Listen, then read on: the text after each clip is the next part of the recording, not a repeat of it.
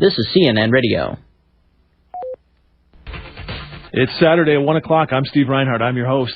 This is the place where Utah's culture, history, politics, and religion collide. We tell you, as the intro music said, everything you never knew you wanted to know. We've talked a lot over the last few months about politics, about the presidential race. Super Tuesday's this Tuesday, February 5th. As we've promoted a couple of times this week, and as I mentioned last week on the air, we have a guest with us from the FBI. Very happy to have him. Special Agent Larry Carr. He's with the Seattle field office, and he is investigating the D.B. Cooper case. On December 31st, 2007, the FBI reopened this case. I don't think it was ever really closed, but they put a dispatch on their website asking for more information about the case, asking people to help them solve it. Now, we've done 3 shows in the past on D.B. Cooper. We interviewed Russell Callum, another FBI agent who was, I think, in the Las Vegas field office during the hijacking, and then another author as well about his identity, about the events that happened on that night in 1971. Now, to give you just a little bit of background information, hopefully most of you are familiar with what happened and why we're discussing it on the air today. We're not going to spend a whole lot of time giving you the basics, but I'll give you 45 seconds worth. In 1971, I think it was November 24th, a 727, it was a Northwest Orient, Pacific Northwest Orient 727, I believe, and I'll ask Agent Carr to correct me if I'm wrong, was flying over the Cascade Mountains in Washington. It was hijacked by one of the passengers who called himself Dan Cooper. The media reported his name was D.B. Cooper. He ransomed the passengers, landed the plane. He only requested $200,000 in ransom money, which I think was more money at the time than it is now. Plane took off again. He also asked for 4 parachutes, claimed he was going to jump out of the plane with himself, a stewardess, the pilot and co-pilot, I believe. And he ended up opening a door on the back of the 727, jumping out of the plane himself. He's never been heard from again. Now, who was this guy? Why weren't they able to find him? Why is the FBI still interested in this case? Larry Carr is here to tell us. Now, he heads the FBI Seattle's, he's their bank robbery coordinator. He's got a degree from Florida State and a master's degree from St. Cloud State in Minnesota. Very capable agent, I'm sure, and the agent that's been assigned to try and solve this case once and for all. So I want to bring him on now. Agent Carr, you're on the air. Hey, thanks for having me. Hey, it's a real privilege to have you. We really appreciate you taking time out of your weekend schedule to be with us, and we have a lot of listeners who are very interested in this case. I don't know why. I think people in Utah tend to be more interested in this case than you would expect, maybe because of the Richard Floyd McCoy connection that some people believe exists with the D.B. Cooper case. Well, I think that just in general, everyone loves a great mystery, and by comparison, this may be one of the greatest unsolved ones in American history. Is there any other case the FBI is working on that's as renowned as this one, that remains unsolved after so long? Well, there's hundreds of incredible cases that the Bureau's working on, but this is kind of a strange one in its own category. So I would say this is the only one of its kind, absolutely. I have some very specific questions that I want to ask you about the dispatch that you put on the FBI.gov website, about the case itself, and some other things. And I also want to allow our listeners the chance to speak with you if they'd like. So I'm going to throw out the phone numbers, and we may take some calls later in the program. In Salt Lake City, the phone number is 254-5855, Provo 470-5855, Ogden 670-5855. Now, Agent Carr, tell us, first of all, how did you get assigned this case, and how long have you been on it? Just like everyone else that's kind of interested in it, I, as an investigator, looked at it and thought, wow, what a great opportunity. And the agent that was assigned to the case was transferring out of the division, and I saw this as an opportunity to take it on. And I jumped at the chance. I thought, this thing is interesting, and I wanted to find out more about it and see if I couldn't take a stab at solving it. Well, I think you got a real good chance of solving this thing. The little bit that I know, maybe more than some, there's so much evidence out there, it just seems like somebody ought to be able to put it all together. Now, let's talk a little bit about your dispatch. So you posted this dispatch on the FBI.gov website on New Year's Eve, on December 31st, 07, just a few days ago. In this dispatch, you talk about the basics. This Dan Cooper ransomed the passengers for $200,000. The FBI's never been able to find him, but you did rule out several former suspects. I think Weber was one. and a few others. And I'm looking over the dispatch now. How did you rule out those suspects? Well, you look at the investigation, and in fact, when you talk about suspects and how broad this investigation is, there's been 1,057 individuals that have been investigated in the 36-year history of it. And wow. Virtually every one of them, with the exception of very few, maybe just a small handful, have been ruled out through the investigative process. Every division in the FBI was sent a list when they identified a subject of things to investigate with regards to the evidence and who we thought or believed Cooper might be. And just through that list alone, we were able to eliminate folks. And then back in 2000, the case agent resubmitted the tie that was left behind by the individual who was D.B. Cooper, and submitted that back to Quantico, Virginia, and had DNA analysis done on the tie, and they were able to recover some from the tie. And so we went through and tried to find a list of subjects for testing. Okay, and that's right. And for a while, the FBI didn't even acknowledge publicly that they had this tie. Is that right? That's correct. Well, that we had DNA. You had DNA evidence off the tie, and there's a picture of it on this dispatch you put up there. Now, we had on Russell Callum. I don't know if you know who he is. I think you told me you'd heard his name before. And he said that the FBI may also have DNA evidence from cigarette butts left on the plane. Can you discuss that, or do you have additional evidence in your case file that isn't for public disclosure? Well, all the evidence that there's pictures of all of it.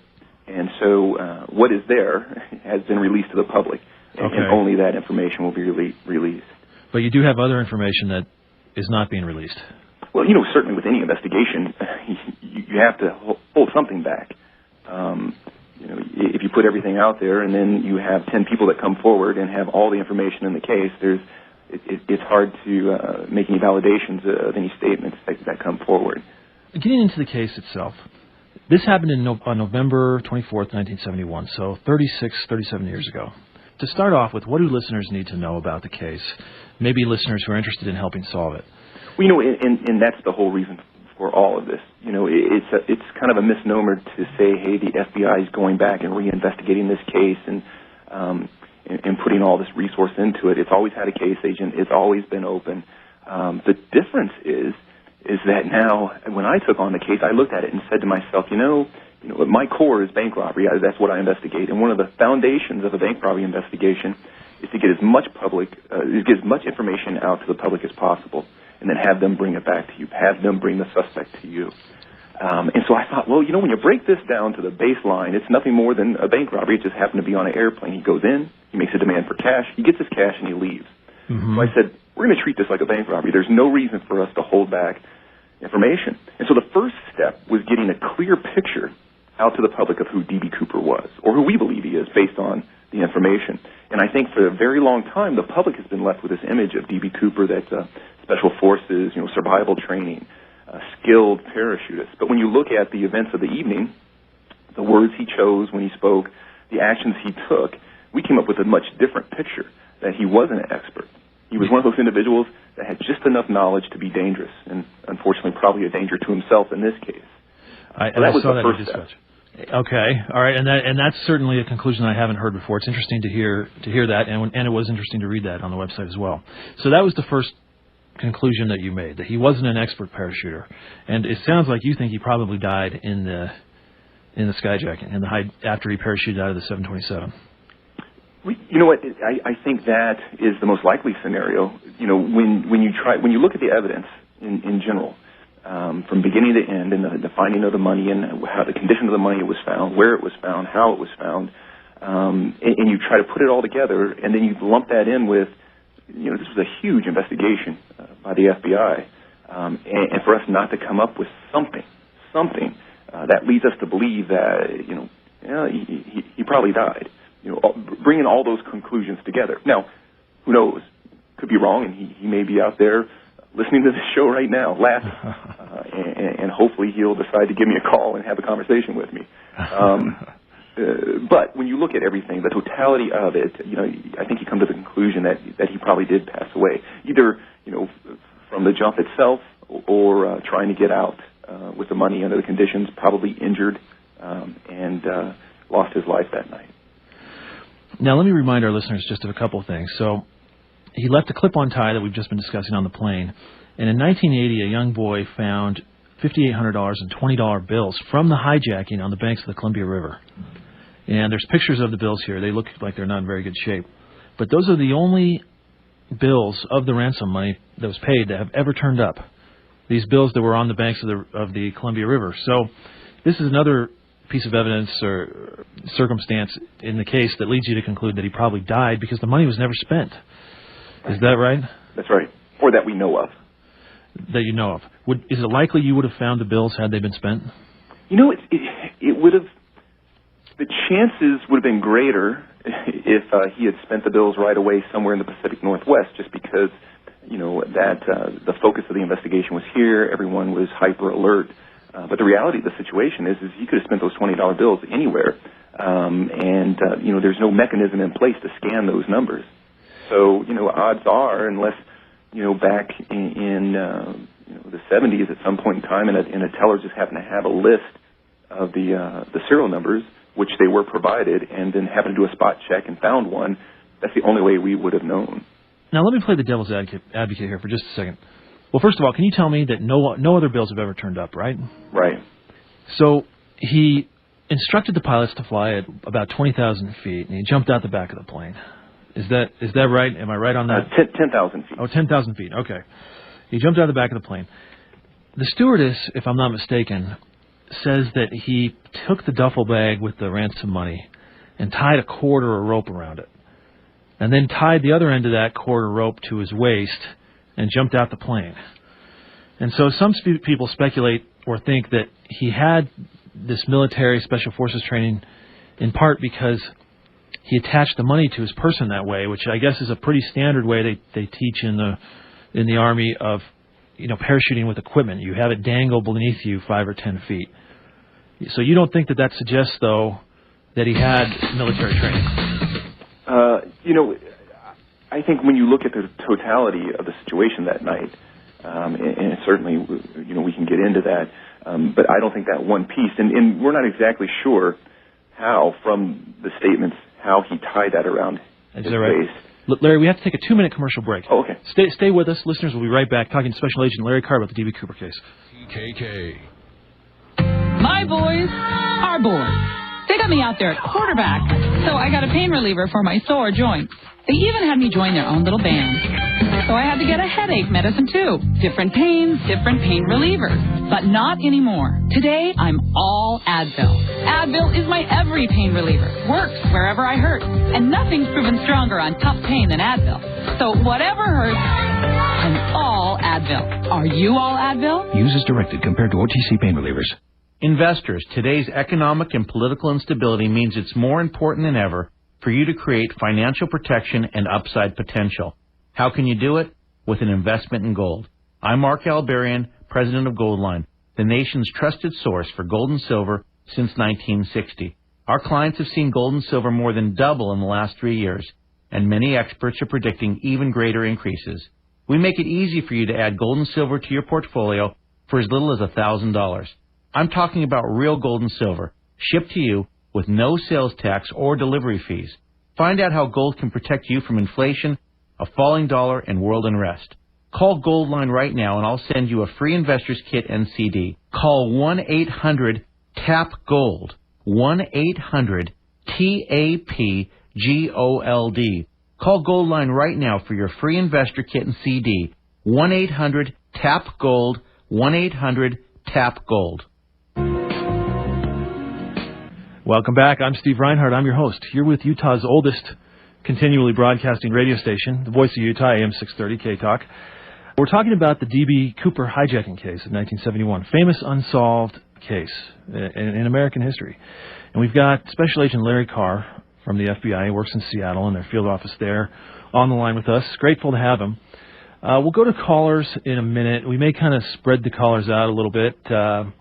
If you feel like calling into the program, please do so, and we'll try to get you on the air. 254-5855 in Salt Lake, Provo 470-5855, Ogden 670-5855. Let's go back to Agent Carr. Agent Carr, sorry about that break. We have these things kind of pop up on us from time to time. Not a problem. So you concluded that Dan Cooper or D.B. Cooper did not have formal military training. Can you take us through everything that happened that night, piece by piece, and emphasizing the points that people ought to know, and then we can discuss them? Yeah, absolutely. You know, when I was pouring through these endless case files, and I found some great ones, you know, where they just totally stepped through step by step that evening, and it really allowed me to kind of get into Cooper's shoes and his head, and try to come up with, you know, a picture of who he was. What was his reasoning that night? And from that, you know, come up with a profile of who he was, more importantly, who he wasn't. And that opens the door to the investigation. So when you look at the case, you have a guy that shows up at the Portland airport, and you say to yourself, if this guy knew or was skilled in skydiving, he would know what he's getting himself into. So you arrive there, and the weather's already bad, according to the gate agent. You know, even some of the customers were concerned about the weather. And so, you know, if he knew what he was going to get into, you know, if he had that military experience, he would know, wait a minute, you know, in the military, you're going to scrub this mission. Because it does no good to jump out of the plane with all your comrades, only to have casualties when you hit the ground, because now you're going to make the problem worse. Right. So you're just not going to do the jump. You're going to do it another day. So right there tips me off that says, wait a minute, he didn't really fully understand what he was getting himself into. That's true. Or maybe he felt he had some overriding pressure. It was the only night he could do it for some reason, or he'd been planning it so long he didn't want to give up. Exactly. But it makes sense what you're saying. But you're right. So then I say to myself, because he did go through with it, well, maybe he was a big expert, right? And he felt he had the expertise to pull this off. So he said, I don't care about the weather. I can do this jump. So he gets on the plane, you know, passes his demand note to the stewardess and sets in motion the hijacking and the demands. And when you look at his demands, you know, he said, I want 2 back chutes and 2 front chutes. Well, now we can almost rule him out as a sport jumper, because he would have said, I want 2 mains and 2 reserves if he was a sport jumper who had free fall experience. Now, that's interesting. Now, I don't know what a back chute and a front chute are. Well, you know, your main would be the chute that's on the back, you know, and your reserve would be your chest chute. Oh, I see. Okay. But the terminology was wrong for a sport jumper. Plus, you look at his age. Well, 1971, sport jumping was in its infancy. And so to have a guy that's 45 to 50 years old participate in the sport, I mean, today, that's common. But back in 1971, that would have been rare. So those two things right there kind of rule out the fact that he had a lot of free fall experience, which you're going to need on a jump like this, because you're going to have to slow your body down. Okay. So from that, we can rule out sport jumper. But then you say, okay, military, if he did have all this experience, and he knew he was going to go into this jump, you know, he jumped at 200 miles an hour, basically 205 miles an hour from this jet, which is you know, double what the normal speed is. He doesn't make any requests for specific equipment. You know, if he had knowledge of this jump and knew what he was getting himself into, and knew this was going to be a challenge, he could have named anything. He could have asked for any equipment available, but he didn't. He made no specifics other than 2 back chutes, 2 front chutes. And then also, you look at his demand for the money. You know, if he had knowledge of the jump he was going to go into, he would have certainly asked for dollars that would have decreased the weight and bulk of the jump, so it was manageable when he jumped out at 200 miles an hour. That is interesting. That's a good point. Because strange things happen at that, and you can ask anyone that's jumped at a high rate of speed. I mean, it's hard to keep the helmet on your head, you know, when it's buckled to it, let alone a big, bulky strap of money. So he got $20 bills. And so all this leads you to believe that he was an amateur, that he was not an experienced military parachuter. Well, here's what I think he was. I think he did work in the military. He worked on an aircraft, maybe as a loadmaster. And so he had training about how to put the parachute on, obviously, because you're going to have an open door, throwing cargo out. And he probably saw halo jumpers jumping out. Maybe even did a couple static line jumps and thought, well, I've seen him do it. I know how to pull the ripcord. This is no biggie, but had never really done it. So again, it goes back to one of those individuals that I think had just enough knowledge to be dangerous. Okay, now let me challenge a couple of your assertions, just thoughts that come to my mind. Okay. 6 months later, or a year later, Richard Floyd McCoy pulled off a hijacking that was very similar, exact same thing. Now, he was an experienced jumper, but he nevertheless didn't ask for this equipment that you say an experienced jumper would have asked for. He jumped out the back 10,000 feet, I think, and did it more or less the same way. So why? And I believe he also asked for $20 bills because he thought that they would be less easy to trace. So is it possible that even an experienced jumper would have proceeded this way? Well, and of course, I'm not by any means an expert on the McCoy investigation. I do have some knowledge, and I believe, and don't take me at 100% here, but I believe he brought his own equipment on board. He didn't ask for any chutes. He brought his own, which a sport jumper would, because they're very particular about their equipment. It turns out he did have a lot of jump experience. And he also requested specific flight path from the pilots and asked for updates where they were at and jumped at a much slower speed. And all that's possible. I know he did direct the pilot very carefully where to go. I had been under the impression that he had asked for 4 chutes with the ransom money, same as D.B. Cooper, but I may be wrong. Okay, so this leads you to make these conclusions about who he was and what kind of experience he had. So please continue. Okay, and so he gets his money. He asked for these chutes. $200,000 in $20 bills, right? Right. So he gets the money. He's got a problem with the money. The bag doesn't close up. He's got no way of attaching it to himself. So he takes one of the reserve chutes. So the bag didn't zip up. There's no way to... No, there's no way to close it. You can't cinch it. You can't zip it. It's just an open canvas bag about 1 foot by 1 foot by 9 inches, filled with $200,000 in $20 bills. Okay. So now he's got to find a way to attach this money to himself. So what he does is he takes one of the reserve chutes, opens it up, and then cuts the parachute, the cord out of it. So he separates the chute, the canopy, from the container. So this leads me to believe that he was going to put the money in the container and then, clip the container to himself and jump with it. Turns out, I guess, the money didn't fit. So what he did is he cut the lines, 2 14-foot sections of line, and then used that cord to secure the money. He wrapped it around and around and around the bag, and then made a loop, fashioned some loop out of the cord, and then somehow, in some fashion, we don't exactly know, attached that to himself.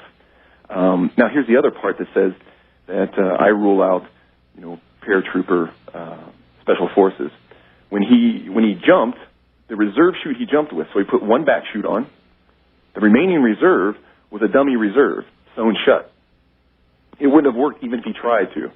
Interesting. It was for classroom instruction. So when you look at the training that paratroopers go through and sport jumpers go through, they do very detailed checks, just like pilots, of their equipment. And no one would have missed that. It was, I believe, even marked in some fashion that's common for classroom dummies, not pupils, but the equipment, the dummy chute. Interesting. So he wouldn't have missed that, but he did, because he took that with him. He left the one chute in the container, which you can see on the website, on the plane, and he left the other back chute on the plane. So there was 2 left on the plane. So he jumped with one main chute, his back chute, which was a good chute, would have worked, and then the dummy reserve, and then he had the money bag tied to him. So, you put all that together, and I come up with a picture of, kind of what I said. He because he knew about aircraft and aircraft operation to some degree, he probably worked on a plane. He knew Tacoma from the air. In 1971, air travel wasn't common. So to pick out cities from the air, you had to be familiar with that. So he probably got that experience, like I said, in the military, serving as a crewmate on the plane, a member of the crew. And that's where he got limited bailout instructions, should he ever need it. Probably a loadmaster. So that's my theory on Cooper. Well, that's all very interesting, and that's information that I haven't heard before, and I, like I said, have looked into the case quite a bit. Now, well, that's why I'm here. Now, the FBI, you wouldn't have done something like rig the parachute to fail. No. The intention of killing him. The chutes didn't come from us. In fact, I'm glad you brought that up. That is the only piece of detailed information or thought process beyond the obvious that I can attribute to the Cooper case. I think he requested a duplicate set so that we would believe he was going to take the stewardess with him, ensuring that he would get functioning equipment. And, of course, the mistake was made the FBI agents and the police officers that picked up the parachutes and transported them, we didn't inspect the equipment, and no one was a jumper, so we didn't know. It was mistakenly given to us by someone that hastily grabbed the chutes and handed it off to the Washington State Patrol, and they zoomed it off to the airport. We have some callers. I want to continue asking you questions of my own, but let's try to fit a couple of them in here as we go. We've got Carl on our Salt Lake County line. Carl, you're on the air with Agent Carr. Yeah, hi. The FBI put on the newspapers these composite drawings. Now, are these pretty accurate in terms of the people who actually came in contact with a hijacker? Yeah, everyone that came in contact sat down with in an interview with a sketch artist, and they went about their process, developed all of the parameters of the individual's face. They went back and constructed these sketches, and then they were sent back out to the field, and each person looked them over. The three stewardesses involved looked them over, and there was some changes made to the original ones. And then once the stewardesses gave the thumbs up that this is the best representation, then that's what was put out to the public. Okay, and then these 1,000 suspects you developed, did they fit the basic description then? Well, a lot of them were ruled out basically on the physical descriptors of who D.B. Cooper was. Not necessarily the sketch, but basically the physical parameters. The dark complexion or the swarthy olive skin complexion. Well, if your suspect's fair-skinned, and they weren't solely ruled out on that, but that's one tick. Okay, against this person. If they were 5'7" as opposed to what was reported as 5'10" to 6'1", there's another tick that, hey, maybe this isn't the right person. If they had blue eyes, well, we're pretty sure D.B. Cooper had brown eyes. So you can rule that off. So a lot of the suspects are ruled because they just don't even closely fit the physical criteria. Yeah, I mean, since the FBI, has this belief the man may have been killed in the jump, or when he hit the ground, did the FBI conduct a search with among the missing person reports? Well, you look at the databases back then. It was long before the time of computers, so it's much easier to connect the dots as far as missing persons go. So there was, of course, an effort at missing persons databases, but they just simply really didn't exist back at that point in time. So it would have been, individual sheriff's departments that collected the data, and someone having to do that. Well, probably I couldn't even guess how many sheriff's departments there are in the United States, but I would imagine it's well into the thousands. Right. So, yeah. Yeah, is it possible that, when the hijacker got on the plane, he could have changed his appearance, like wearing a wig or maybe wearing these thick-soled shoes to, make it appear he might be taller, or maybe colored his hair a different color? Is that all possible? All that is possible, but when you look at how much time, especially Tina Mucklow, spent with the hijacker, shoulder to shoulder with him, and you can try these experiments yourself. Go ahead and put some makeup on your skin if you're fair-skinned, and put enough on to make you swarthy, and then have someone sit next to you. Right. Well, you're going to see that makeup. It's going to be pancaked on you. Same thing with a wig. Wigs are very unnatural, especially back in 1971. So if someone was wearing a wig, it's going to be very noticeable. Right. Now, what seat was he sitting in before he hijacked the plane? He was sitting in the very back, and I don't have the file in front of me, so I don't. Was he sitting next to somebody else with whom he had a conversation?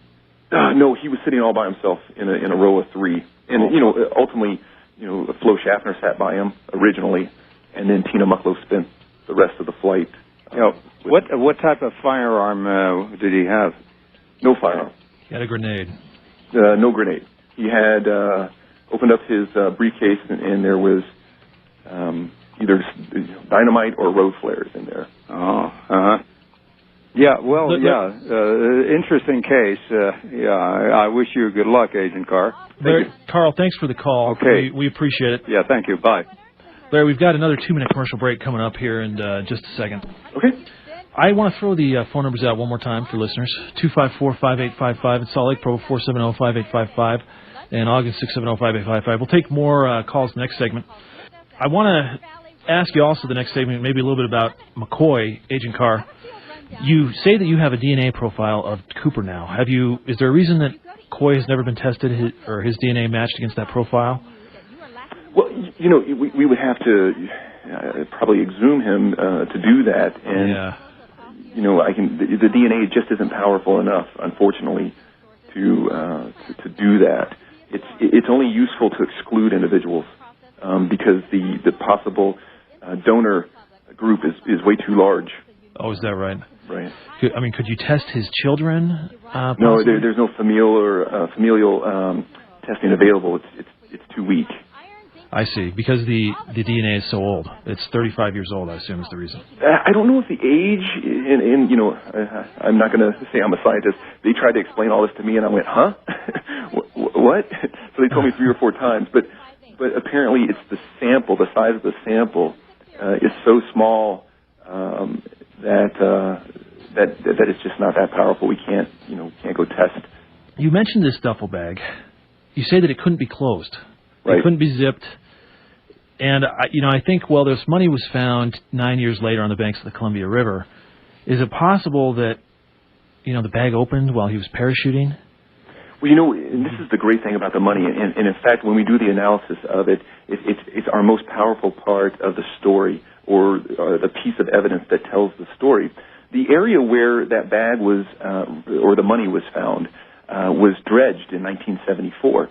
And so there was a very large sand clay deposit that was put on that beach in 1974. So what that tells us is if that money had been placed there the night of the jump or just shortly after the jump or any time prior to 1974, it would not have come up beyond that sand clay barrier. There was when we did the dig there, kind of from an archaeological perspective, the sediment wasn't disturbed. So there was no geological forces that pushed that money up to the surface.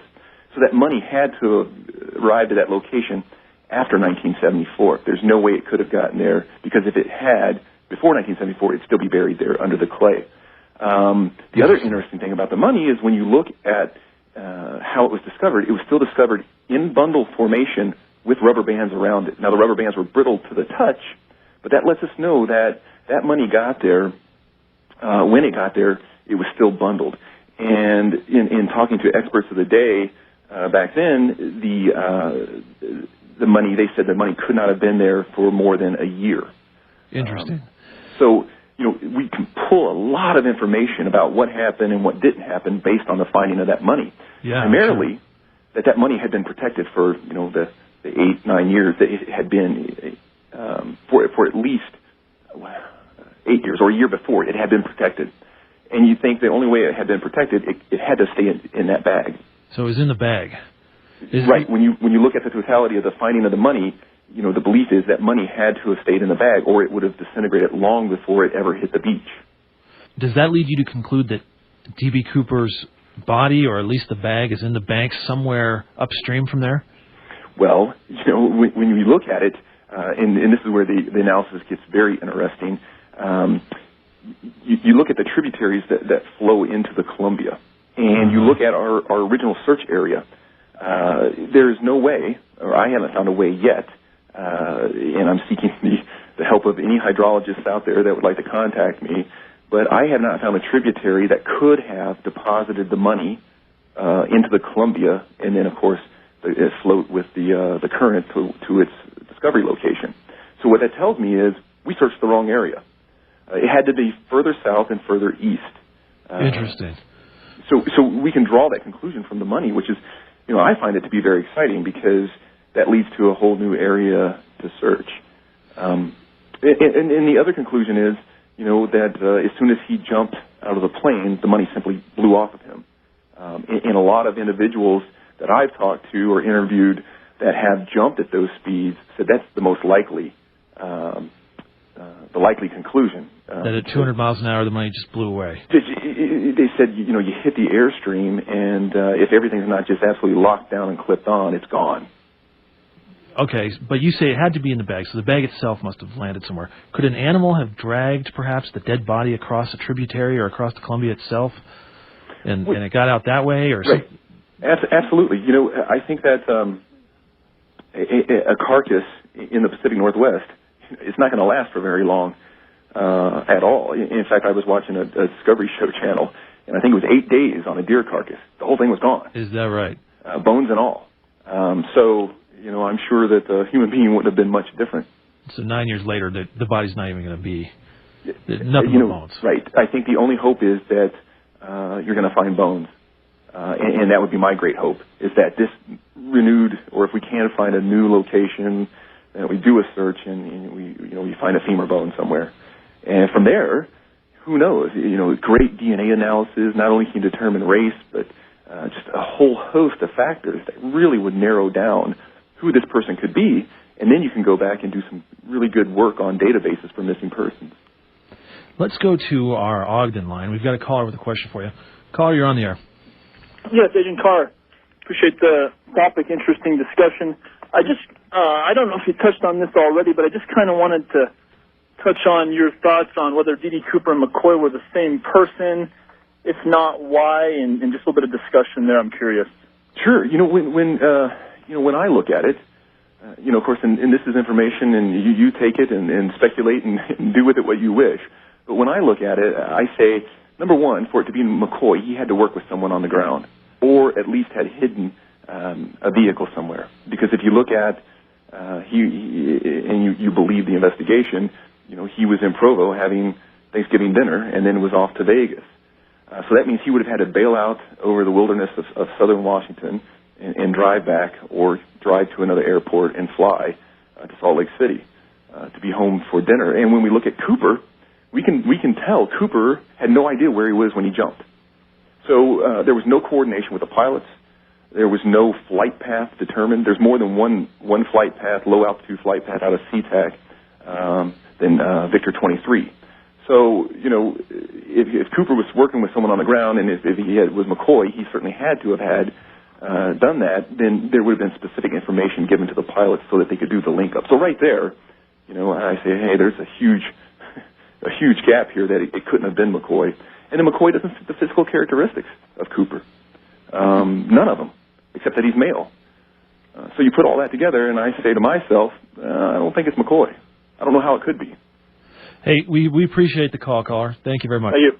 We have, there's a lot of people that believe that McCoy was Cooper. Russell Callum, who's on the program, said that he thinks that McCoy went to Vegas, flew to Seattle, performed the hijacking, and got back. Possibly had the cooperation of his wife, but he says that McCoy told an inmate when he was in prison that the bag had broke while he was hijacking in the original D.B. Cooper case, and that he performed the second one only because he felt so bad about losing the money in the first one. Now, this is just hearsay. Right. This may not mean a whole lot to you, and I'm sure you hear theories like this all the time. Somebody said something that doesn't really mean a whole lot to you, but nevertheless, he did perform a very similar hijacking the next time around, and I understand that D.B. Cooper passed notes to the pilot. Never actually met with the pilots, through the stewardess. So the stewardess was the only person that actually saw him. Right. Is that right? Yes. And we had somebody tell us once that the notes that McCoy passed to the pilots in his hijacking were word for word the same as the notes D.B. Cooper passed to the pilots in that hijacking. Is that not true?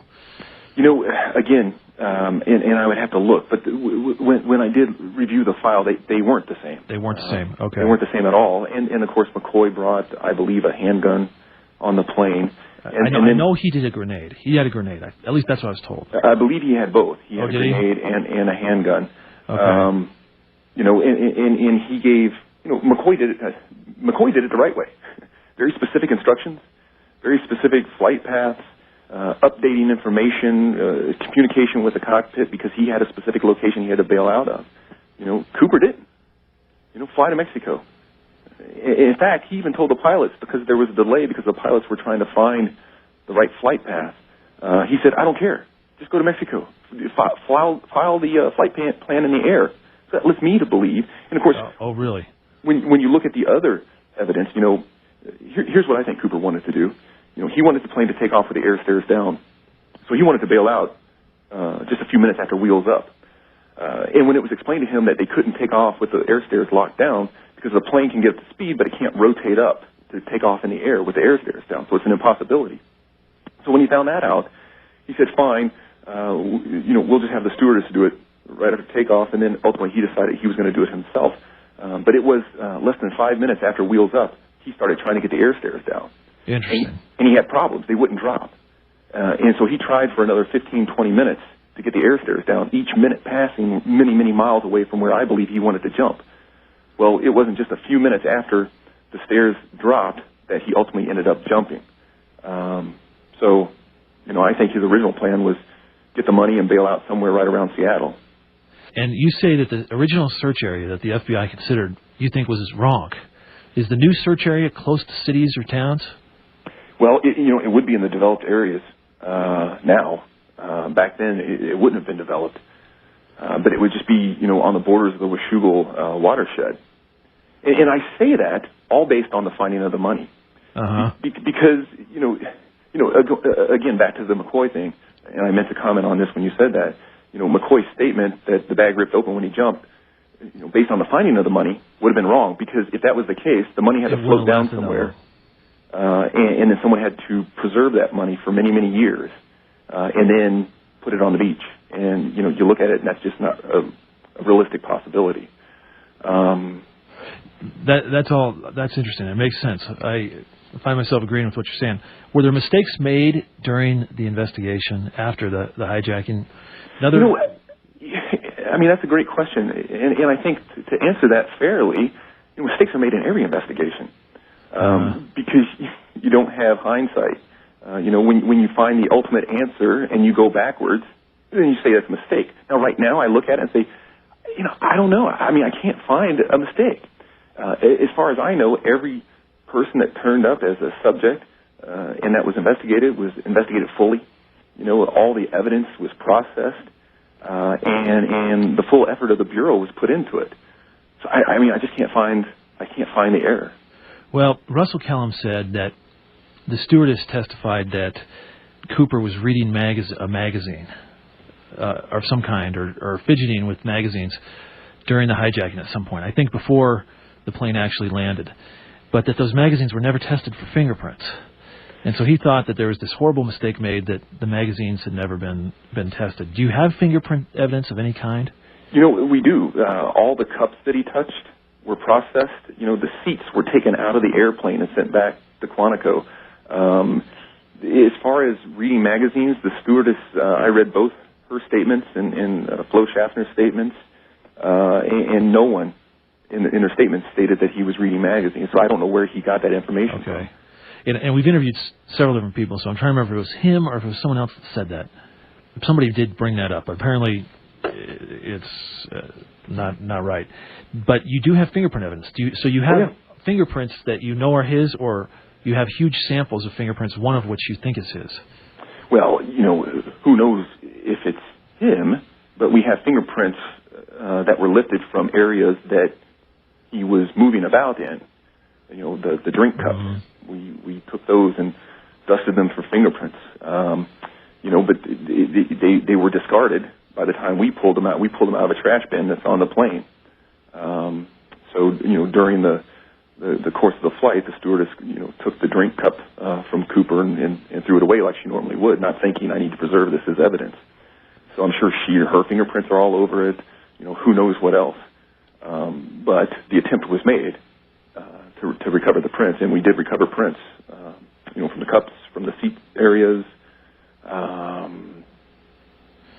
Like I said, full court press. The seats were taken out of the plane. So. Okay. Well, what do you now? This show, has been listened to by people right now. It'll also be put on the internet. Or other D.B. Cooper shows are downloaded about 800 times a month. For the people listening now and people who will listen in the future, what do you need? Like, what information are you looking for from listeners? What can listeners do to help the FBI solve this case? Well, the key thing I think that's going to come from this is, again, I spoke about, any hydrologist listening to this, come on board with it. I need their help because, like I said, the FBI is not putting resources into this investigation. We're simply making it public to see what falls from it. My job isn't to investigate the D.B. Cooper case. It's already been done. My job is to ensure bank robberies don't happen in greater Seattle area. Uh-huh. So my hope is that people are going to get interested in the case from kind of a hobbyist point of view. But what they're going to bring to it is scientific knowledge and equipment. Probably wasn't available back in 1971. Uh-huh. That ultimately is going to lead to the answer. Have you gotten leads since posting this 2 or 3 weeks ago? Oh, request for information? Hundreds and hundreds of emails have come in from all over the world. And so, I believe it or not, I bring them home in a huge stack, and I sit them by my bed, and that's my night reading. Very interesting. Are most of them just crazy, or have you gotten good information out of some of them? I wouldn't use the word crazy, but they're interesting.